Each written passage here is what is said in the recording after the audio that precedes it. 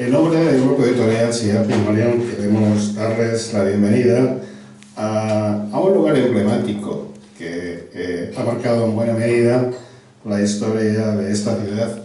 Especialmente ha dibujado el mapa de la transición desde el año 1976 hasta nuestros días. Un local en el que aprendimos a convivir en democracia y donde pudimos ver hace ya unos cuantos años los autores, a los cantautores, a los grupos y a los autores más heterogéneos del panorama nacional, incluso internacional. Estamos en el Café Libertad, Libertad 8, que como digo es un lugar heterogéneo, pero un lugar también con ese componente histórico, cultural, artístico y musical. Por eso quiero agradecer a Julián, su actual responsable, que nos haya permitido reunirnos aquí para celebrar una ceremonia laica de un nacimiento, de un bautizo, porque a mí me gusta establecer el paralelismo de que los libros son hijos de tinta y papel. Por tanto, un acto como este sería algo así como un bautizo, repito, laico. Y para ello vamos a contar con el padre de la criatura, un joven padre, y con el inductor, con la persona que le incitó, que le puso en el camino de la creación y de la escritura. Por eso les agradecemos su presencia, porque van a representar, aunque muchos seáis familiares o amigos, o todos, pero vais a representar a ese colectivo imprescindible en el mundo del libro.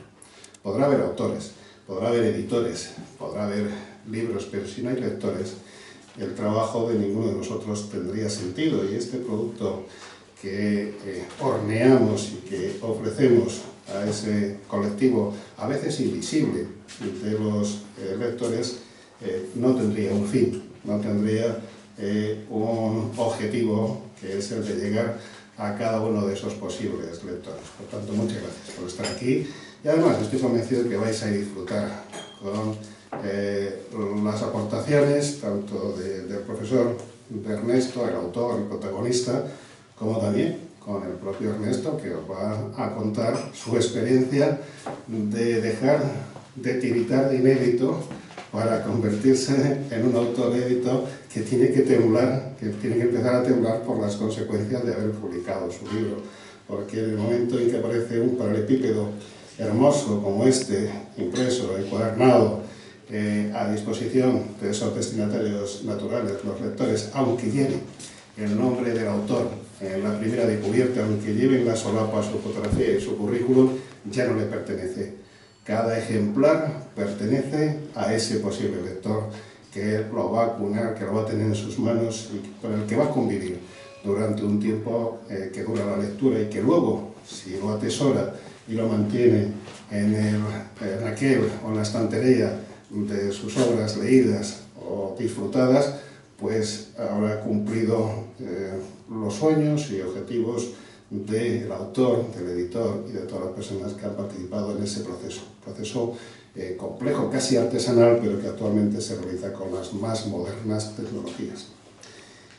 Bien, y yo soy el editor, ese personaje no siempre comprendido, que sirve de intermediario entre el autor y sus lectores, que procura buscarle lectores a los autores, y que a esos lectores fieles que nos han acompañado durante mucho tiempo también les rastrea y les encuentra nuevas obras y nuevos autores con los que mantener o intentar mantener la fidelidad, el intercambio, la interacción que mantenemos con ellos.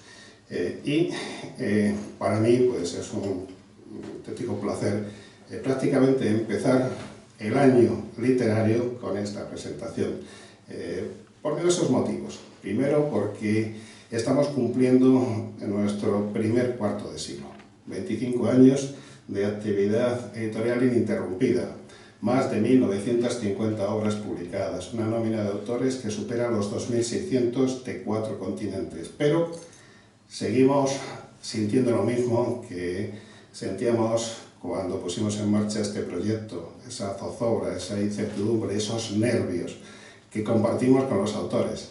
Es una sensación muy similar y especialmente cuando están ante su primer reto, que es el de dar cuentas al auditorio, a los lectores, de su trabajo, cuando ese trabajo, repito, ya no les pertenece, porque no pueden cambiar el contenido, porque no pueden quitar o poner una coma, porque no pueden cambiar un adjetivo, porque no pueden eliminar una errata. Ya va a permanecer así, tal cual se corrigió y tal cual entró en máquinas.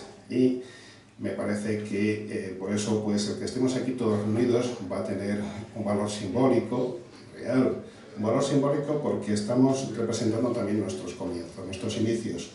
El proyecto SIAL Pigmalión comenzó en el contexto universitario, donde un grupo de escritores, de lectores, de amigos, quisimos poner en marcha una iniciativa algo loca, pero que ha permanecido 2 décadas y media. Y yo creo que eso es motivo de celebración, puesto que supone que nuestro trabajo tiene sentido, tiene razón de ser.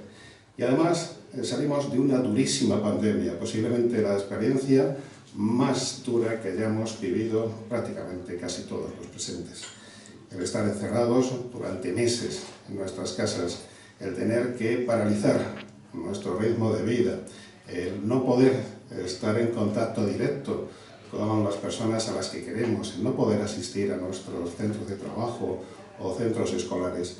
Ha sido una experiencia muy dura, pero en esa experiencia hemos tenido tiempo para reflexionar sobre aquello que consideramos importante y para hacer aquello que podíamos hacer dentro de las limitaciones que más nos apetecía. Por eso ha sido un momento también fructífero. Las personas que escribimos también tenemos que recluirnos para poder crear, también tenemos que privarnos de la interacción social para concentrarnos en ese proceso, en ese parto. Si mantenemos el símil de que son hijos de tinta y papel, pues hay que gestarlos y hay que parirlos, ¿no? Y ese proceso necesita de la soledad, necesita de, bueno, pues esa introspección que va a hacer que generemos las obras del tipo que sea, del género que sea, ¿no? Y por otro lado, ha sido también una época en la que hemos demostrado que la actividad más importante para toda la humanidad ha sido la lectura, la actividad preferida a nivel global. No es normal que nos pongamos de acuerdo en hábitos, en ningún tipo de afición, pero curiosamente toda la humanidad se ha centrado sobre todo en la lectura. En segundo lugar ha estado el cine, ¿no? Pero eso ha hecho que las personas que formamos parte de este mundillo, de esa cadena del mundo del libro, nos hayamos sentido gratificadas y justificadas.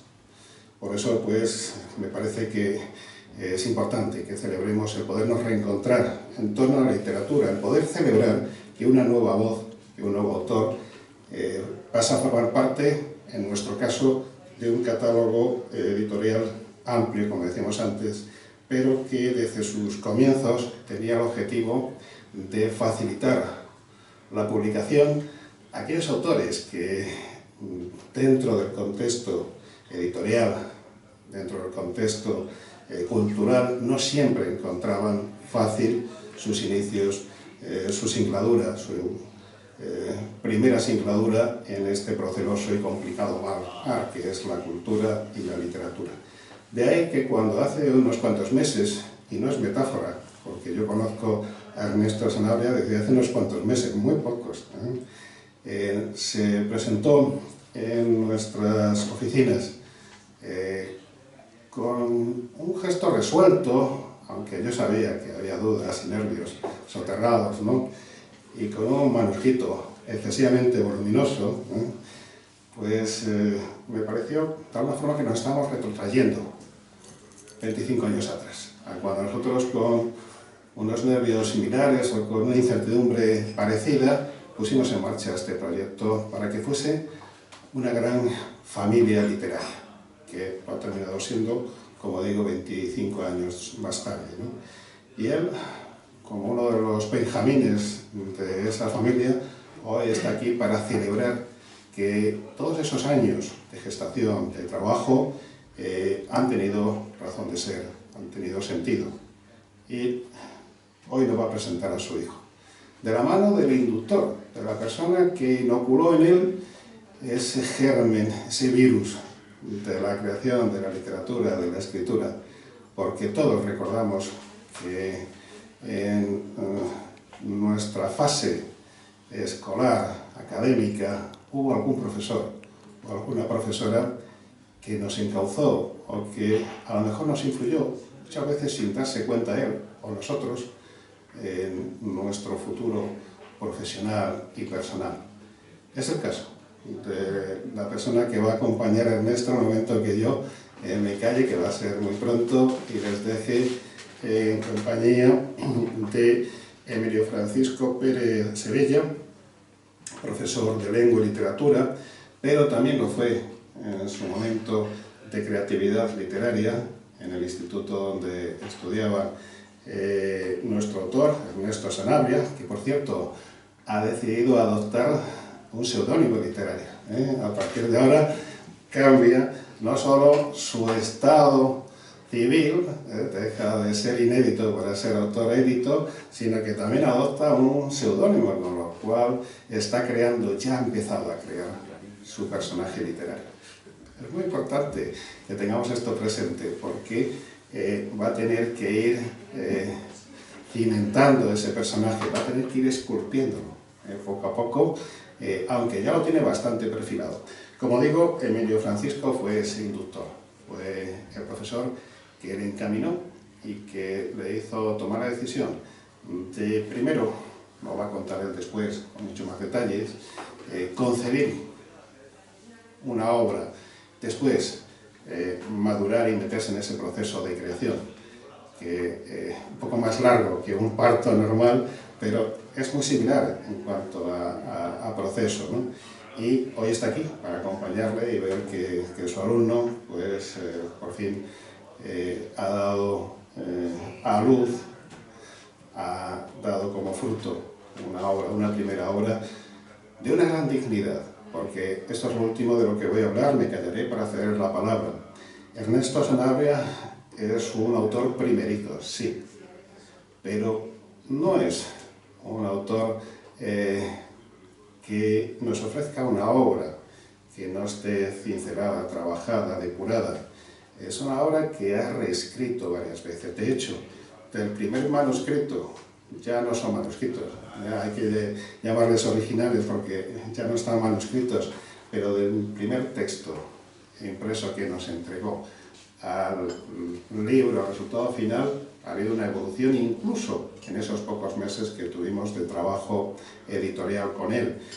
También nos contará cómo antes, los años anteriores, hubo varias reescrituras de esta obra, y esa evolución yo creo que le aporta la madurez que supuestamente sus años no le otorgan, pero él, a pesar de su juventud, es una persona madura, es una persona consciente de que adquiere un compromiso con ustedes, con vosotros, con los lectores. El compromiso de que esta obra va a pasar, ya ha pasado de hecho a formar parte del patrimonio cultural y literario común de esta sociedad, ¿no? Y eso implica una gran responsabilidad, porque cuando estamos dejando un legado de estas características, como decíamos al principio, no podremos cambiarlo en el futuro. Es posible que cuando él siga escribiendo, seguirá depurando su estilo o fijando su estilo.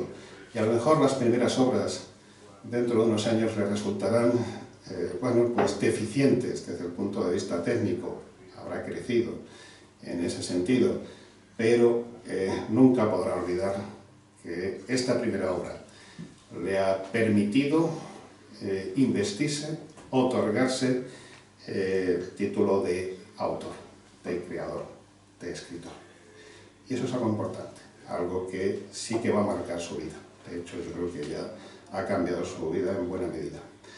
Nosotros, en el momento que, como decíamos, un paralelepípedo ya está impreso, encuadernado y a disposición de los lectores, hemos terminado nuestro trabajo, nuestra labor.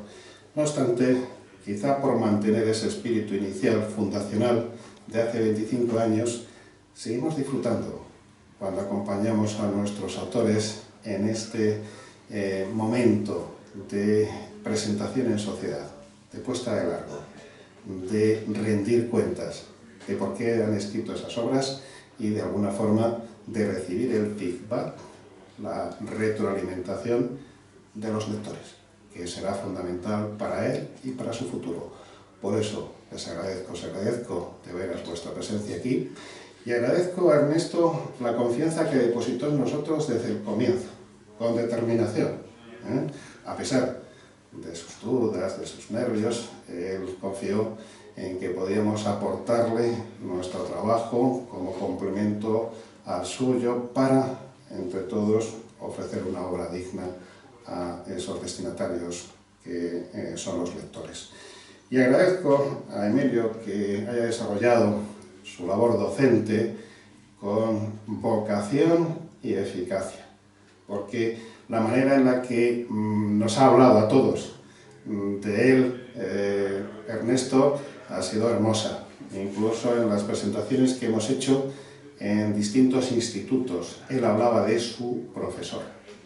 Yo intentaba hablar de los profesores y el papel de los profesores, pero él hablaba siempre de su profesor. Me parece que eso es hermoso, Emilio, ¿no? Que un alumno con el que no se ha cortado esa ligazón, profesor-alumno, hace tanto tiempo, sino que es algo reciente, mantenga un recuerdo tan grato, tan vivo y tan positivo del trabajo desarrollado con él y con los demás compañeros. Por eso te agradezco que hayas encontrado un hueco para acompañarle aquí esta tarde y bueno, pues yo me voy a sentar entre ustedes para seguir con mucha atención la intervención tanto del profesor como del alumno autor, y luego, si lo creen conveniente, pues abrimos un pequeño coloquio para que cada uno de los presentes pueda también ser copartícipe de este acto. Muchas gracias a todos.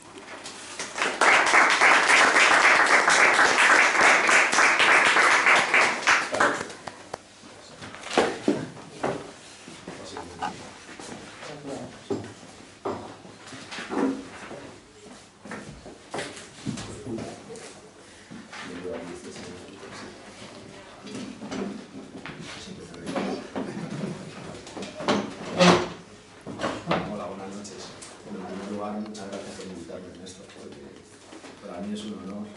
Las palabras que he dedicado a Basilio están basadas en las tuyas y es un honor estar aquí contigo, de verdad te lo digo, porque uno no se lo espera, ¿no? Uno da sus clases, trata de dar lo mejor de sí y, bueno, pues a veces surgen milagros, porque casi son milagros, que alguien decida dedicarse, en el que vivimos, a la escritura, y todo es un milagro. Y ese milagro, pues, que haya sido en mi clase, no, gracias a mi docencia, que en eso habría que debatir, porque si no hubiese sido yo, hubiese sido otro, porque yo creo que lo fundamental está en ti, pues para mí es un orgullo. Así que muchas gracias Basilio también por darme pie a estar aquí con Ernesto. Y bueno, pues venimos a que hables tú, venimos a que comentes esta obra desde Omnes Terras, de Ernesto Sanabria, que me sorprendió, ¿no? Porque claro, para mí eres Ernesto Gutiérrez, Ernesto Sanabria. Ya me explicaste que es el tercer apellido tuyo, ¿no? Y bueno, pues esta obra que se empezó a gestar en cuarto de la ESO, y que, bueno, pues yo he tenido la fortuna de ver cómo se iba desarrollando, de ver cómo sí había manuscritos, cómo había dibujos, y cómo esos personajes que empezaron siendo un remedo de sus amigos, pues se han ido convirtiendo en personajes que vuelan, que cabalgan, que aman, que sienten, que están perdidos y se encuentran, que tratan de buscar una idea que les ayude a entender cómo puede ser la vida en sociedad, una vida buena para todos, pues en esos personajes que ahí empezaron, en esas aulas, como bien dices, en los agradecimientos, hasta para decir, que nos comenta Basilio, pues ha transcurrido un trabajo que tiene mucho peso. un trabajo donde se ve tu madurez y esa madurez que has ido alcanzando a lo largo de estos años, y también el oficio que se nota que has ido adquiriendo pues, con los estudios que has hecho en la escuela de cine. Ha dicho algo también, Basilio, muy importante, que después de unos años, cuando mires esta obra, pues quizá empieces a ver, ¿no?, en esa relectura cosas que no te gusten, cosas que quizá deberían haber sido hechas de otra manera, pero eso no es importante. Lo importante es que está aquí, que tienes 22 años, que cumple 23 dentro de un muy bonito, y que tienes un futuro muy evidente, y que me alegro un montón de haber compartido estos años contigo en las aulas de Humanitas. Y si quieres comenzamos, ¿no? Vale. Que tu voz es aquí lo importante. Vale. Pues bueno, gracias Basilio, gracias también a Julián y al resto del equipo de Café Libertad. Gracias a todos vosotros por venir, especialmente. Sobre todo pues, teniendo en cuenta que hoy en día a veces parece difícil conseguir llamar la atención de la gente que está a tantas cosas y que rara vez tiene un momento de pararse a escuchar algo que dure más de 8 segundos. Y bueno, muchas gracias a ti, Emilio, también por venir, porque todo el honor que pueda ser para ti es honor también para mí de tenerte aquí a mi lado, como estabas casi desde el principio del camino. Y bueno, pues la historia, los que la conocéis más de cerca estáis aquí sentados también, pero es esa la que contabas tú un poco al principio, nacido en estas aulas, en esos folios que repartíais después de los exámenes, hasta convertirse en esto 6 años más tarde, porque uno empieza, pues eso, empecé con los manuscritos estando en la ESO y en bachillerato, y luego tuve el parón cuando entré en la escuela de cine, estuve allí 3 años y claro, uno entra pensando, porque está uno en la clase y para el resto de la clase, Ernesto es el que escribe, qué bien escribe Ernesto, y entonces tú llegas a la escuela pensando, pues yo escribo muy bien, yo soy el que escribe, yo soy no sé qué, y te encuentras, igual no escribo tan bien, igual hay bastante que aprender, y cuando sales de la escuela, bueno, ahora desde luego escribo mejor de lo que hacía cuando entraba, quiero pensar, aunque hay un largo camino por delante, pero bueno, este ha sido el primer paso y estoy bastante satisfecho. Seguramente, como tanto Basilio como tú decíais, con los años le iré encontrando cada vez más pegas, que seguro que las habrá, pero ahora mismo no podría estar más contento con el libro. Y bueno, no sé muy bien qué contar porque tampoco quiero, iba a decir hacer spoiler, pero se queda siempre uno raro con el anglicismo, ¿no? No quiero desvelar demasiado la trama, pero bueno, sí es un poco lo que tú decías y es un poco especial estar también en este sitio emblemático que tiene historia de haber tenido tanta relevancia durante la transición y como lugar casi de cierta relevancia política, aunque esto casi pueda parecer echarse un poco de flores, pero cuando el tema central de la novela, a pesar de que el entorno sea fantástico y de que la ambientación sea fantástica, es político y no muy inocente en sus intrigas políticas, quiero pensar, porque aunque está un poco velado y el público es claramente juvenil, o por lo menos yo lo escribí como algo que a mí me habría gustado leer con esa edad y que me sigue gustando leer, pero el mensaje político está ahí y no se echa para atrás, quiero pensar. No, se ve claramente, ¿no? Y como has distribuido cada uno de los libros, digamos que con un modelo de entender el gobierno y la convivencia, ¿no? Y eso está ahí claro. Quizás es una manera también de acercar, ¿no?, a los lectores un poco tu obra, como esa trilogía o esa división en 3 partes realmente responde, no quiero decir a una evolución, ¿no?, de lo que ha sido la relación entre los que mandan y los que obedecen, hasta llegar a un mundo donde igual esto ya no es así, ¿no? Pero digamos que eso está ahí muy presente y comparto contigo que pese a que si tú ves la carcasa, digamos, ¿no?, esto puede parecer una cosa que te lleva a un mundo evasivo, pero cuando le hincas el diente, realmente de evasión tiene una parte que está muy bien, ¿no? Ese dorar la píldora, vamos a dorar algo que sea agradable, pero dentro tiene un mensaje muy potente, ¿no? Que tiene que ver con cómo tú entiendes la realidad en ese mundo. Sí, porque esto va un poco también a otra cosa que me pasó al entrar en la escuela de cine. Una de las cosas que nos decían era escribe de lo que sabes. Y yo al principio me quedé un poco descolocado con esa frase de escribe de lo que sabes. ¿Qué pasa? Tengo que ahora ponerme a escribir historias de un chaval que va en el metro a Madrid de 18 años, no sé qué tal. A mí lo que me apetece es escribir caballeros medievales y ciencia ficción y aliens y cosas de estas. Pero luego te das cuenta de que escribe de lo que sabes es no tanto la realidad literal que vives, sino escribe de lo que conoces y lo que entiendes. Y lo que uno conoce es la gente que tiene cerca y las opiniones que uno tiene sobre el mundo que le rodea, que es al final realmente lo que puede haber de original aquí, porque como contaba Emilio, y es totalmente cierto, los personajes nacen llamándose Ernesto, Julián, Alfonso y etcétera, que eran mis amigos del momento, y sus aventuras eran las que yo imaginaba para mis amigos y yo, hasta que fueron tomando personalidad y se fueron alejando un poco de esos trasuntos originales, pero efectivamente está también cargado un poco de opinión, aunque intente ir de forma, pues eso, más velada, y tampoco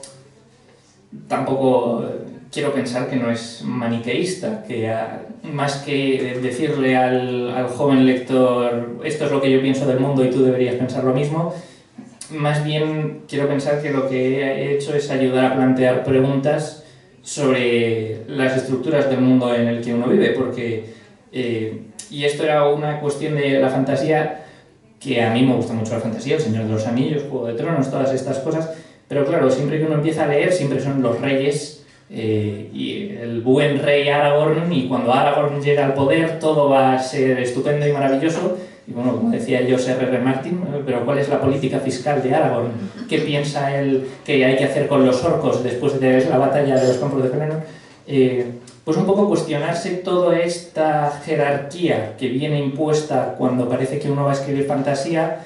Parece que es impensable que no exista una jerarquía feudal con un rey a la cabeza y unos nobles y toda la serie de estratos que los acompañan, y un poco a través de esa cuestión sobre la estructura y el poder en un mundo imaginario, traerlo al nuestro también. Yo creo que eso es darle una vuelta de tuerca también al género, ¿no? El género, como tú bien has dicho, parece que te pide que troqueles una historia en la que hay un molde muy claro y donde todo es más o menos previsible. Tú le has dado una vuelta de tuerca pues bastante interesante, ¿no? Trayendo cosas que no son habituales dentro del género. Ya sabemos desde Cervantes que eso es fundamental, ¿no? Y eso también es un acierto de tu libro. Sí, un poco, pues eso, a partir de las mismas cuestiones que yo me estaba planteando, y hay un poco también referencias a cosas, pues igual que hay referencias a la realidad personal de uno, y la gente que me conozca, algunos se pueden identificar, y igual en algún momento en el libro decir, ahí estoy yo, o algo que podría querer pensar que soy yo. También hay realidades del momento de cierto tinte político que han acabado en el libro en mayor o menor medida. Pero por eso, porque me parecía interesante también, estando estudiando como estaba en el momento que lo estaba escribiendo, pues historia de la filosofía y todas estas cosas que cuando uno tiene la suerte de contar con profesores, bueno, hoy no ha podido venir Nacho, pero cuando uno tiene la suerte de contar con profesores de filosofía que precisamente lo que hacen es eso, es hacerle a uno cuestionarse las cosas más que simplemente darte todo el material y pretender que lo devuelvas en el folio del examen. Eso es un poco lo que intentaba sacar yo también con la novela. De hecho, la protagonista se pregunta todo el tiempo. Realmente no da respuestas, eso está bien, ¿no? Como tú has dicho, ¿no? Las respuestas las tiene que dárselas a sí mismo el propio lector a través de la lectura, ¿no? Y a través del mundo que él habita, ¿no? En el que está todos los días. y eso está muy bien. Yo te diría, por seguir con otro hilo, si yo sé, en mi clase, en una clase, ¿no? Le diría, ¿cómo escribiste esto? ¿Hiciste un plan o tenías como una especie de brújula y sabías dónde querías ir? ¿O era más un GPS donde todo estaba muy claro, planificado de antemano? Bueno, hay un poco de todo, aunque sí que, y esto me repito de que algunas veces me gusta contarlo, George R.R. Martin, el escritor de Juego de Tronos, habla de dos tipos de escritores, los jardineros y los arquitectos. Los jardineros, como el propio Martin, simplemente plantan una semilla y dejan que crezca y simplemente pues la siguen un poco por donde crece. Los arquitectos se hacen sus planos y una vez que tienen los planos hechos construyen la casa encima.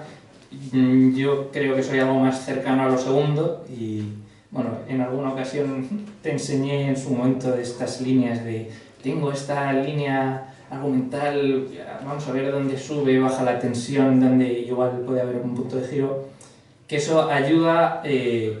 Bueno, desde luego me gusta hacerme las estructuras antes de lanzarme porque lo que tengo comprobado, hay escritores a los que les funciona, a mí desde luego no me ocurre. Lo que tengo comprobado es que cuando uno intenta lanzarse directamente a una historia, a escribir tal cual sin haber tenido la estructura, lo más probable es que avances un número de páginas y te quedes atascado sin saber cómo seguir, porque te falta esa estructura, esa visión del conjunto desde fuera de, vale, de los tres actos, de cómo funcionan entre sí, mientras que si, y esto es algo que aprendí también en la escuela y que me ayudó mucho, si empiezas a partir de una escaleta, de esa pequeña estructura y dices, vale, pues creo que quiero que ocurra esto y lo otro, vale, pues para que esto ocurra tiene que ocurrir esto, antes de esto tiene que venir esta otra cosa. Digo, creo que quiero que ocurra porque muchas veces empiezas a escribir y aunque tengas tu estructura, la vas siguiendo y a veces te encuentras con algo que dices, uy, esto no es lo que yo me esperaba, aquí igual tengo que hacer un giro para volver al otro, o igual me dejo llevar por esto derrotero y ahí entra un poco el jardinero. Nunca es todo blanco y negro, siempre hay un poco de mezcla.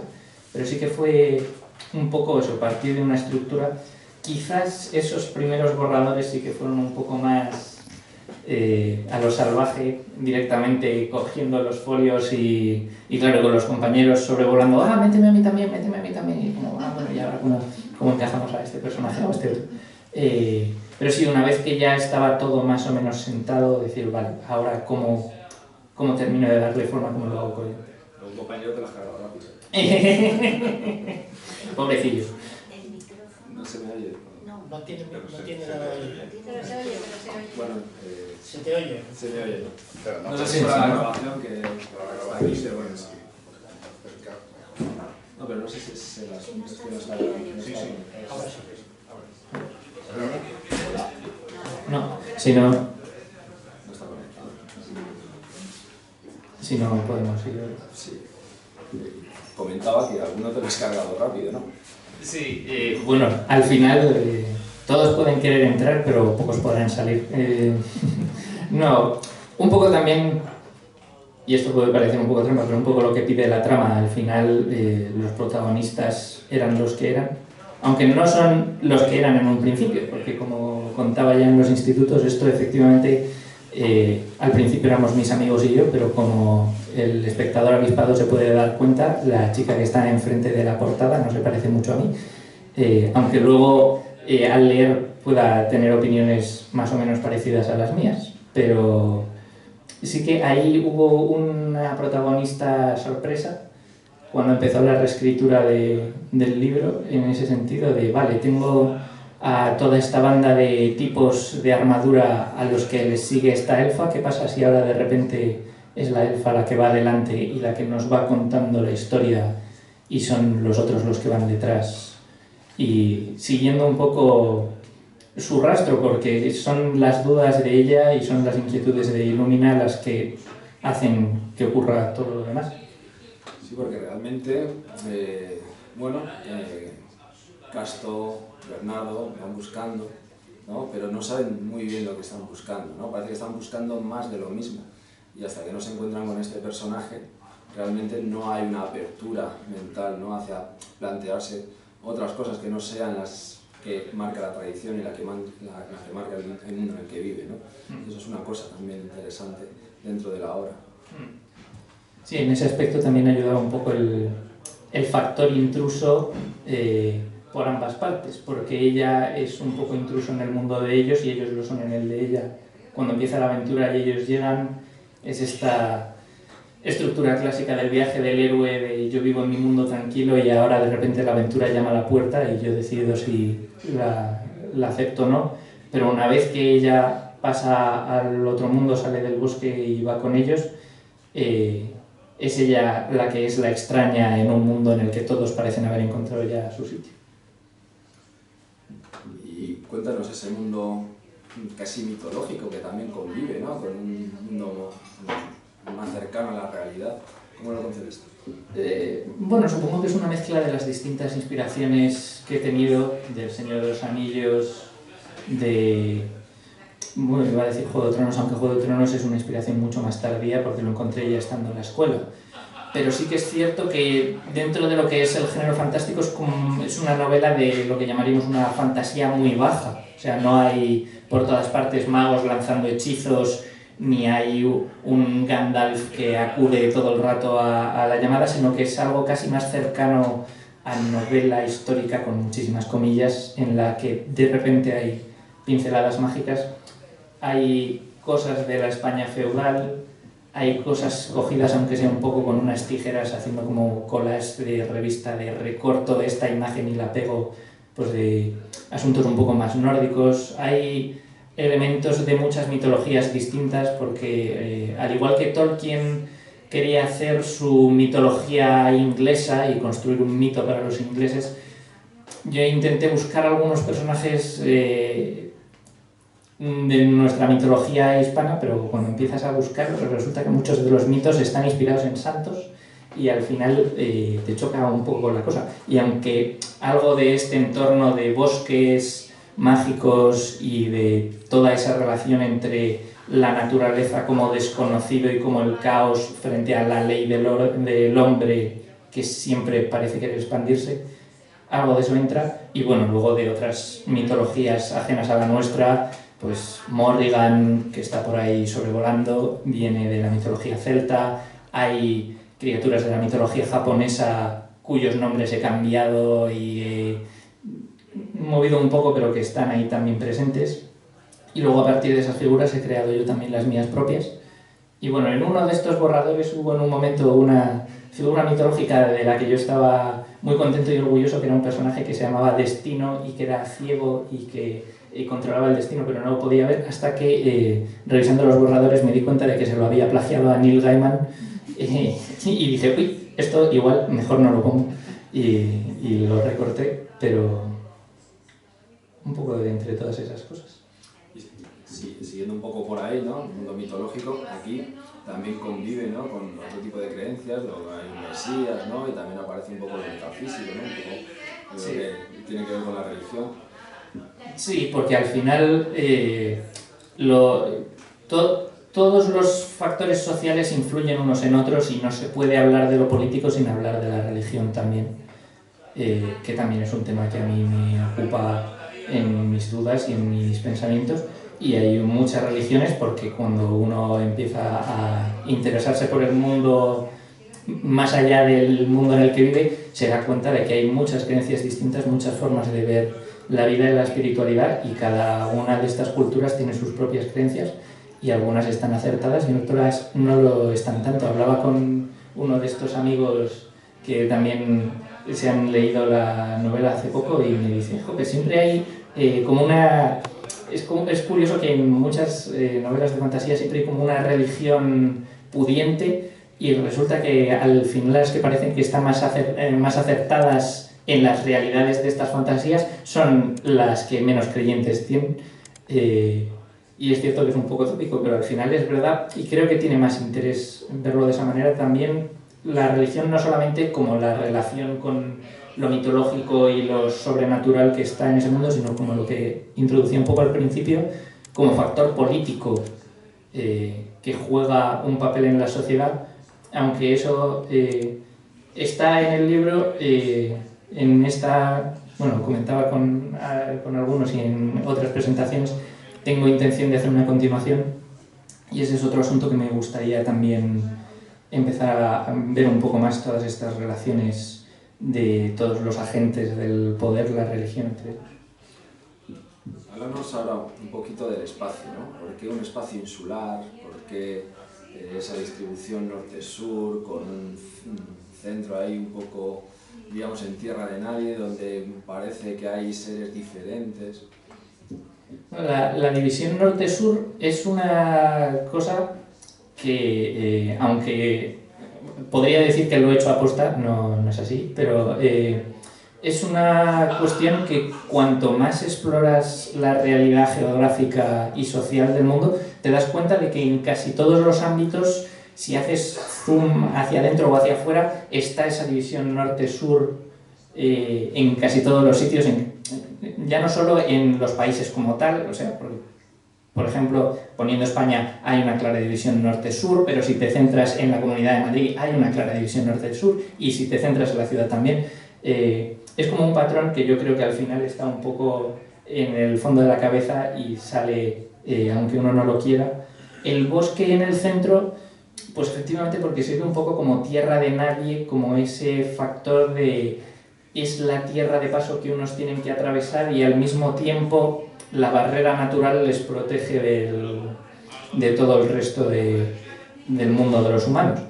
Y la cuestión de la isla, en un principio, porque esto, los libros en los que está dividida la novela, estos 3 libros, se escribieron en orden, no tal cual, pero vamos, la historia de cada uno de ellos fue llegando una detrás de la otra. Y la historia que al principio transcurría en esta isla de Unesterras, pronto me di cuenta cuando llegué al 3er libro, dije, hay muchas cosas de las que quiero hablar que no me caben en esta isla y tiene que existir algo más allá de estos mares, que bueno, lo siento por el spoiler, pero hay algo más allá de los mares y eso llegó más tarde, más adelante, también bebiendo de otras cosas, aunque teniendo cuidado con todo el tema de la apropiación cultural, que más allá de algo que se pueda achacar a lo políticamente correcto, es algo que a mí realmente me preocupa, porque creo que hay una cierta importancia en que las personas con conocimiento de causa puedan contar sus historias. Entonces, intentando coger de estas culturas, pero sin ser demasiado paternalista condescendiente, traerlo para ese nuevo continente, hacer algo que a nosotros igual nos resulta un poco más oriental o más exótico, y crear así un espacio nuevo que contrastara ya no solo en lo político o en lo social, sino también pues en el color, en el ambiente, en los 5 sentidos, con el entorno europeo, feudal, medieval del que venían los personajes.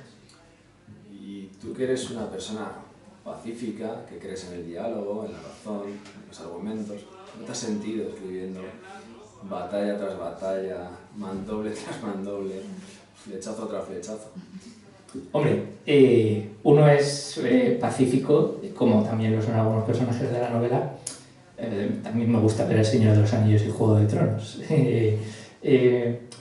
Sí que es cierto, pues eso, hay que entrar un poco en la mentalidad de cada personaje y a veces es difícil cuando estás escribiendo un personaje, incluso cuando los lees después y dices, oye, este tipo es un calificativo que no entra un poco en este ambiente, este hombre es un malnacido, por no decir otra cosa, pero sus motivos tiene y creo que ahí está un poco realmente lo interesante, en ver por qué esta persona es como es y que hace que luego desemboque en todo este conflicto que también un poco, por cómo me gusta a mí leerlo, no es excesivamente gráfico en ningún momento, hay violencia y hay batallas, pero tampoco me gusta entrar en lo gore o en lo excesivamente pues, gráfico, también porque creo que no aportaba mucho en este caso para esta historia.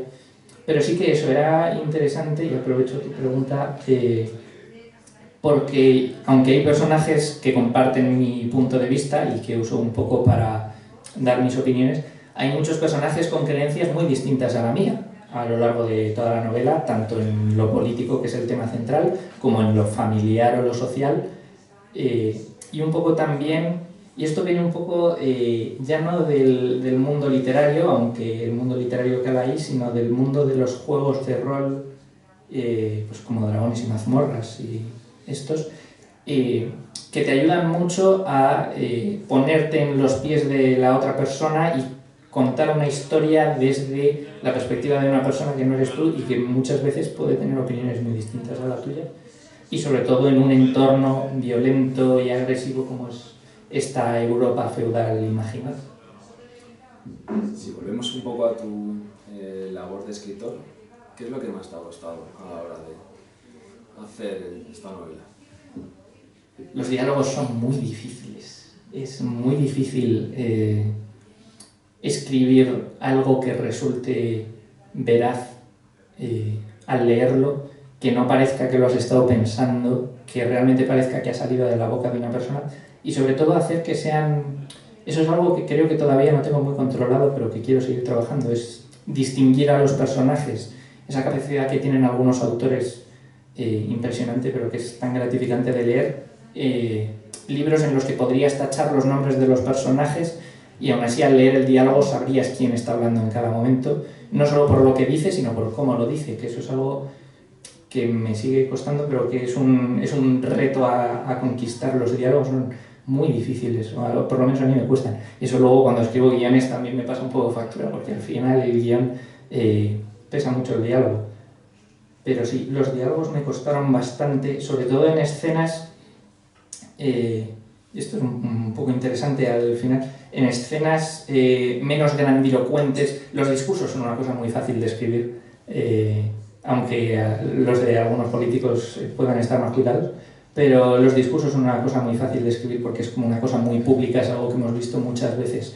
Pero cuando tienes que escribir un diálogo entre dos personas, entre dos miembros de una familia, si es una discusión o si es una confesión, o todas estas cosas tan cercanas en las que cuesta tanto porque lo que estás haciendo realmente es desnudarte tú mismo y sacar, porque al final es eso, es el escribe lo que conoces, ¿no? Y no puedes escribir el diálogo familiar de X porque los que conoces son los que has tenido tú. Pues entonces, esos son un poco los más difíciles, ya no solo por técnica, sino también un poco por el peso emocional. Yo me acuerdo, había alguna escena en borradores anteriores, pues alguna confrontación que tiene Illumina con su hermana o alguna cosa así, que en los borradores anteriores ponía, bueno, me alegré mucho de que mi hermana estaba en no sé qué batalla y no pudo venir y no tuve que tener esta confrontación, y yo me ponía en mis notas, no, la que se alegra no es Illumina, el que se alegra eres tú, que no tienes que escribir esta escena complicada de discusión entre estos dos personajes.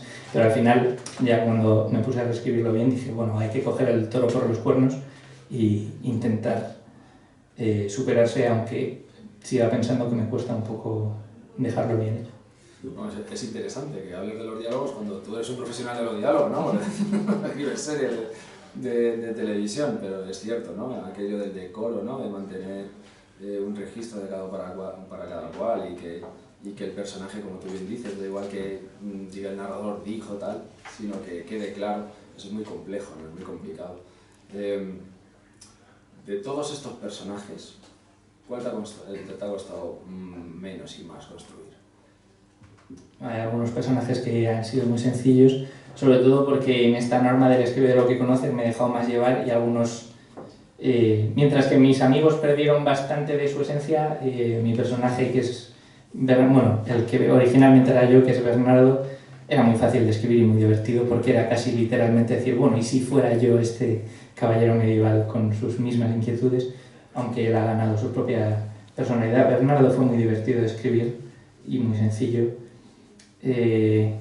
Illumina fue complicada de escribir un poco por eso, ¿no? Por el peso emocional de escribirla, y también porque al estar cerca de ella hay que conocerla muy bien por dentro y por fuera, saber, o sea, pensar en todo ese contexto que tiene, en todo ese bagaje, porque ella es huérfana. Yo no soy huérfano, por suerte, tengo una familia maravillosa sin la cual, que hemos hablado mucho antes de los profesores, y es completamente cierto, pero no hay que dejar de hablar de la familia y del apoyo familiar, sin el cual esto tampoco podría existir. Pero como digo, yo tengo la suerte de tener esta familia, Illumina no la tiene y también es algo que a uno le hace pensar, bueno, ¿y cómo entonces funciona ella? ¿Qué perspectiva tiene? Y luego otros personajes con los que se va encontrando más adelante.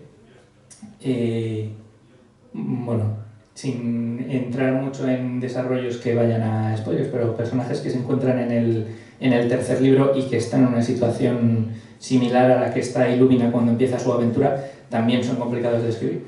También un poco complicado de escribir porque, aunque no lo parezca, aunque cuando yo empecé a escribir esto yo tenía más o menos la misma edad que tiene Illumina, para un chico de 16 años es un poco difícil escribir una chica de 16 años.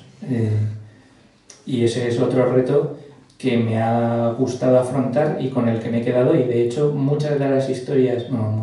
varias de las historias que he escrito después han tenido protagonistas femeninas también, un poco porque a veces cansa ya repetir lo mismo que ves todos los días de los mismos personajes protagonistas y apetece tener protagonistas femeninas, y un poco también porque me lo he pasado muy bien escribiendo a Illumina, aunque me ha costado.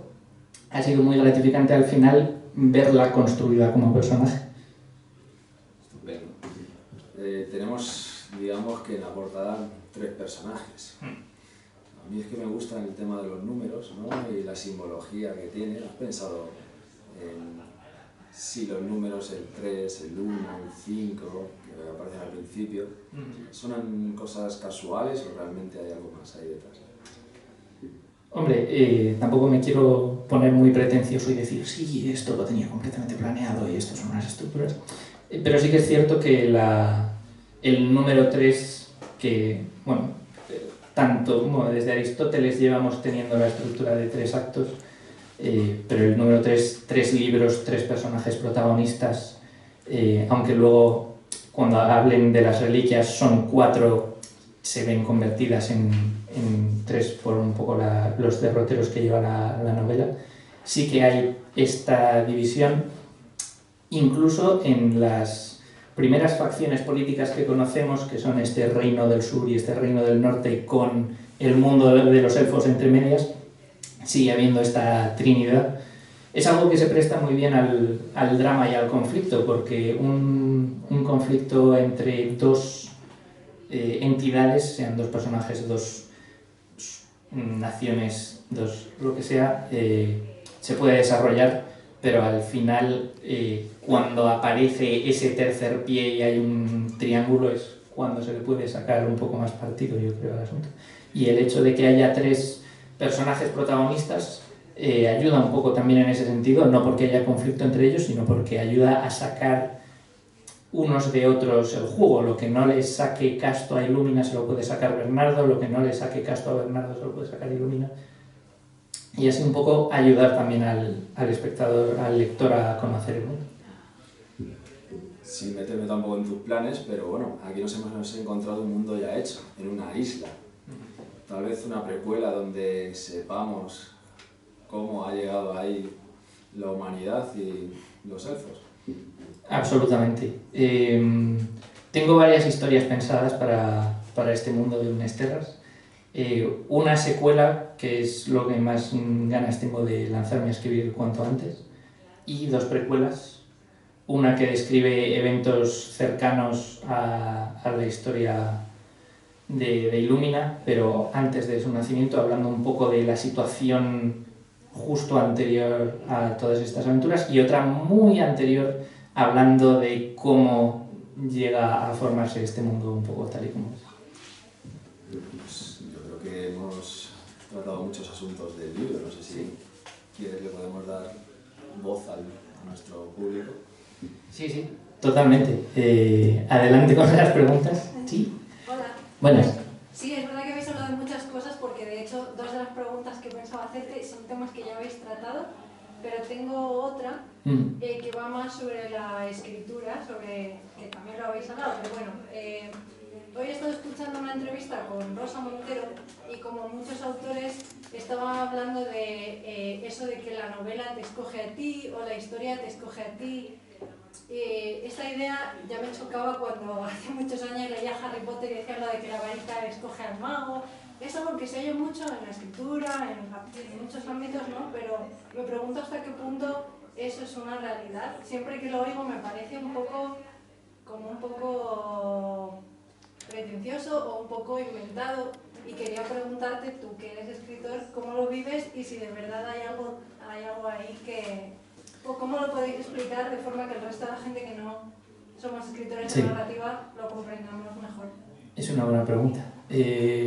Creo que hay un punto de realidad y un punto de exageración un poco de esta vanidosa. Creo que no es hasta el punto de la varita o del sable láser, que es mi ficción elegida, pero sí que es verdad que hay historias que cuando las concibes, pues simplemente se te pasa una idea por la cabeza de ¿y qué pasaría si hago una historia sobre no sé qué? Y te la apuntas y te olvidas de ella. Hay otras ideas que desde que las tienes están en la cabeza, aunque estés haciendo otras cosas, aunque estés haciendo exámenes de lengua, literatura, de matemáticas y otras cosas, están en tu cabeza diciendo escribe esta historia, escribe esta historia, escribe esta historia.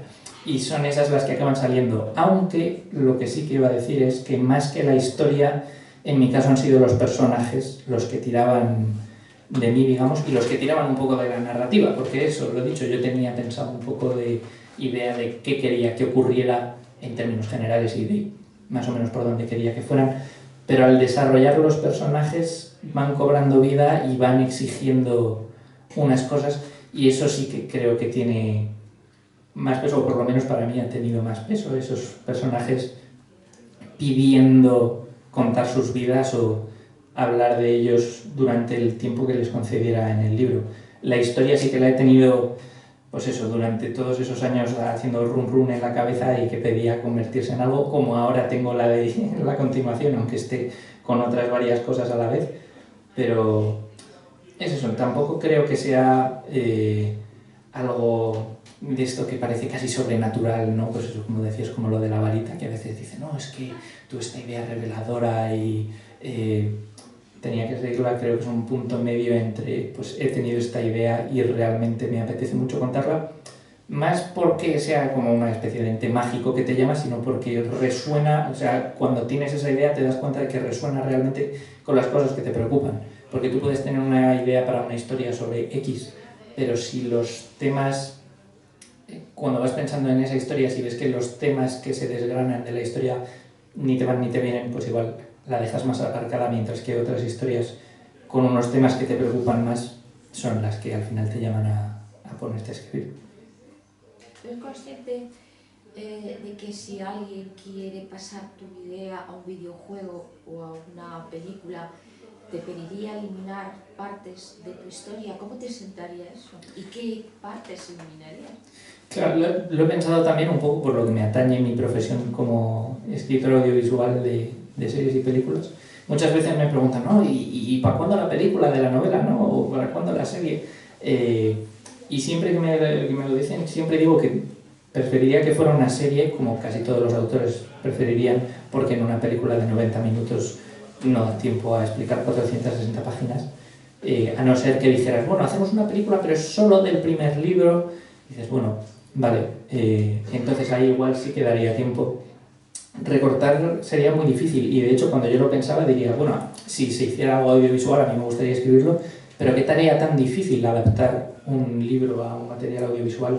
Yo que tuve una asignatura de adaptación en la escuela de cine, es algo mucho más complicado de lo que nos parece. Siempre nos quejamos cuando hemos leído un libro y vamos a ver la película y decimos, joder, se han cargado el libro. Y yo lo he dicho totalmente, la película que hicieron de la novela de Lorenzo Silva de La doncella y la niebla, yo salí súper triste de esa película, pero cuando empiezas a ponerte a ello te das cuenta de que es muy complicado, porque lo que uno escribe en un libro son unas cosas que cuando uno está trabajando en un medio audiovisual no se pueden contar. Puedes contar la misma historia a grandes rasgos, puedes contar los mismos hechos, pero en una película o en una serie, por ejemplo, yo no puedo entrar en la cabeza de Illumina como entro en el libro. Puedo hacerle un plano maravilloso a la actriz en el que se la vea en primer plano, mirando al paisaje como Luke Skywalker mirando a los dos soles, y que con la banda sonora intuyamos que tiene unas dudas. pero cada medio exige un tipo de historia distinto y ahí radica la dificultad de la adaptación. Hombre, si a mí me dijeran vamos a hacer la serie de Reyes de Minas y le vamos a dar el presupuesto suficiente para darle los caballos y los efectos especiales necesarios, adelante por favor, y si tienen que hacer algún recorte, pues bueno, ya me encargaré yo de echar un ojo y decir... No sé, animación más que... Estoy de acuerdo, estoy de acuerdo. La animación para la fantasía en general es el medio más adecuado. Incluso, aunque esto pueda sonar un poco extraño, y yo tampoco es que haya visto muchas, pero las series de anime japonesas tienen algo que las hace muy cercanas a la fantasía juvenil en ese sentido de que muchas veces, tanto en la ficción a la que estamos acostumbrados como en los dibujos animados europeos o occidentales, nos tomamos un poco demasiado en serio a nosotros mismos y hay momentos que al verlos en la pantalla casi dices, joder, ¿cómo hacen esto? ¿No? Cosas que pues en El Señor de los Anillos pasan un poco mejor, pero en ese estilo del anime japonés es como que está más en su contexto y yo decía, casi me gustaría ver cómo harían una adaptación de anime japonés de mi novela, sería muy curioso verlo. Pero sí, la animación, sobre todo porque también para los preocupados productores da un poco más de solvencia con el tema del presupuesto. Pero sí, sería interesante ver cómo lo adaptan. Y en cuanto a videojuegos, habría que replantearlo desde cero, yo creo. Porque eso ya sí que es otro medio completamente distinto en el que la narrativa, aunque está muy presente, toma un segundo plano porque lo importante es la interactividad del jugador, que es el que tiene que experimentar la historia. Espero haber contestado la pregunta. No sé si alguien tiene alguna otra pregunta. Pues... yo tampoco tengo mucho más que decir. Espero que los que estéis leyendo la novela la estéis disfrutando, que los que la hayáis leído la hayáis disfrutado y los que la vayáis a leer la disfrutéis.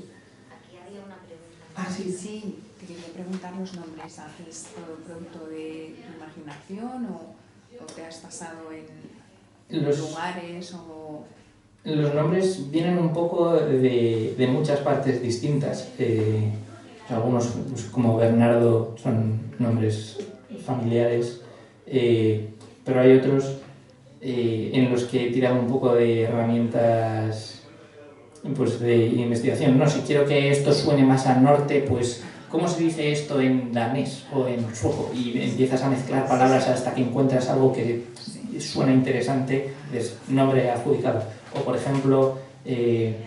los elfos tienen nombres que suenan un poco a griego cuando no son directamente palabras griegas.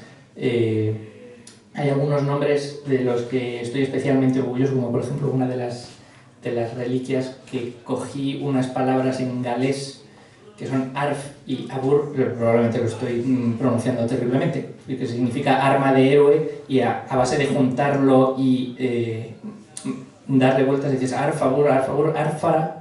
Arfara suena como a una palabra que podría ser real y dices, y además significa arma de héroe, joder, qué guay, ¿no? De repente una espada. Eso, traer un poco de distintos sitios, ahí sí que copiar sin ningún cuidado, ir con la tijera y decir esto para mí. Y el nombre de la protagonista que nos lo preguntó, de hecho, cuando hicimos la charla en tu instituto, una de las alumnas dijo, ¿por qué se llama la protagonista Illumina? Es una muy buena pregunta. Es una cosa que es un poco casual, pero que al final ha funcionado muy bien, porque al igual que los caballeros estaban basados en mis amigos y yo, pues inevitablemente uno de mis amigos que estaba saliendo con una chica dice, métela a ella también, métela a ella también. Y en un principio ese era el personaje de la elfa que iba con los caballeros, que la chica se llamaba Clara, y yo digo, vale, pero ¿cómo hago para que este nombre suene un poco más a fantasía sin cambiar demasiado el significado? Pues, Clara, Illumina, bueno, más o menos, algo similar. Pero ahora al ganar todo su personaje, su propia personalidad, y al convertirse en lo que es esta persona que duda y cuyas vicisitudes guían al resto de personajes, realmente ha resultado apropiado que se llamara Illumina porque es un poco esa pequeña luz que va guiando todo el resto de lo que va detrás. Así que muchas gracias, Clara, estés donde estés, por prestarme tu nombre, aunque sea de esa manera un poco alterada. si no hay ya más preguntas, pues nada. Muchas gracias a todos de nuevo.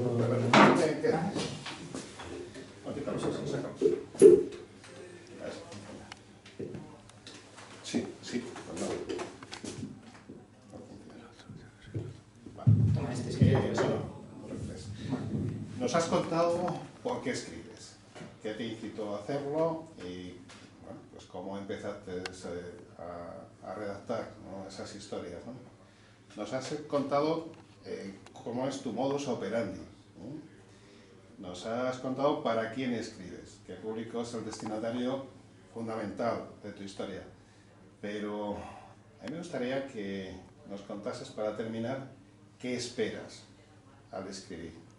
Ese feedback al que yo me refería, ¿qué es lo que esperas tú de esos lectores, muchos de ellos desconocidos, que son los que te van a otorgar carta de naturaleza de escritor? No los familiares, amigos y conocidos, sino esos lectores desconocidos. ¿Qué es lo que tú esperas de ellos? Y por otro lado, una vez que ya te sientes autor, ¿qué ha podido cambiar en ti? Y en ese sentido, ¿hasta qué punto hay una desilusión o una motivación para seguir desarrollando esa vocación? Bueno, pues muchas gracias por tus preguntas. Son las dos bastante interesantes. En primer lugar, de los lectores, espero primero que disfruten más leyendo la novela de lo que yo disfruté escribiéndola, porque aunque uno disfruta escribiendo, al final es un poco irónico, ¿no? Que parece que uno hace lo que le gusta, pero cuando te sientas delante del ordenador, como siempre digo, lo más difícil es poner el culo en la silla y escribir y afrontar esa página en blanco, que tiene, por tanto, la escritura sus momentos de altibajo. Entonces espero que esos momentos bajos no los tengan los lectores y tengan todo ese disfrute y más, pero sobre todo quería relacionarlo con un poco lo que has dicho tú al principio, Basilio, que es que esto ya, aunque yo lo haya escrito y esté hablando ahora de ello, ya no me pertenece, sino que pertenece a los lectores que lo tomen y que lo hagan suyo realmente. Un poco de esta muerte del autor, porque lo dicho, yo puedo tener las opiniones que quieran, pero sobre todo lo que me interesa es que lo hagan suyo, que les despierte dudas y aparte de que se lo pasen bien, que reflexionen con ello y que, no sé, que les pueda llevar a lugares nuevos, aparte de para evadirse, para cuestionarse un poco el mundo que nos rodea. Sobre todo, especialmente esos lectores que se parecen más al primer Ernesto que empezó a escribir esto y que puedan encontrar en ello reflexiones que igual no se han encontrado antes. Y sobre la segunda pregunta, pues la condición de escritor no sé cuánto me ha cambiado realmente en lo personal, eso tendrían que decirlo mis allegados, pero ha sido desde luego una motivación, una desilusión jamás. Ha sido un empujón de confianza, porque esto también, pues la condición del síndrome del impostor es algo que acecha permanentemente, ¿no? Esa sensación de que a uno le pueden decir que lo que está haciendo es muy interesante, pero a veces hay una vocecilla que lo que te dice es: ¿qué es esto de ponerte a escribir? ¿Por qué no te has hecho una carrera formal como tus amigos? ¿Por qué no estás haciendo una ingeniería y estás trabajando ya de algo útil para la sociedad? Y esa vocecilla que hay que mantener a raya y que normalmente se mantiene a raya, como les decía también a tus alumnos que preguntaban en el instituto, escribiendo y trabajando y formándose, pues hombre, hay hitos que al final, quieras que no, cuando de repente llegas a casa y tienes esto entre las manos y ves que lo que tenías en el Word está aquí impreso y que pone tu nombre en la portada, pues ayuda un poco a combatirlo también, aunque haya grandes escritores con muchísimas novelas publicadas como Neil Gaiman que siguen teniendo la vocecilla. Pero desde luego es una motivación fundamental para seguir escribiendo, tanto en este ámbito como